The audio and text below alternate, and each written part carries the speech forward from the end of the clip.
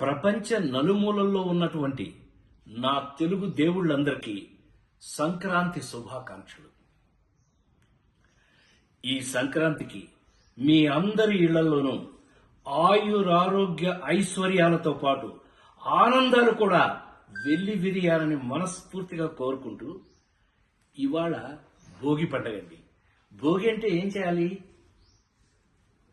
మనవాళ్ళకి భోగి పళ్ళు పోయాలి.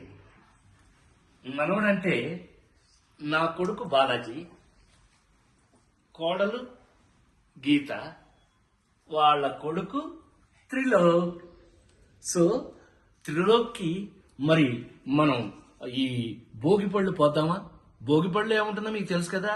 రేగి పళ్ళు, చాక్లెట్లు, పువ్వులు, డబ్బులు, ఇంకా మన పెద్దవాళ్ళు ఆనాటి కాలం నుంచి ఏమైతే చెప్పారో అవన్నీ కలిపి మరి త్రిలోక్కి భోగి పళ్ళు పోసేద్దామా?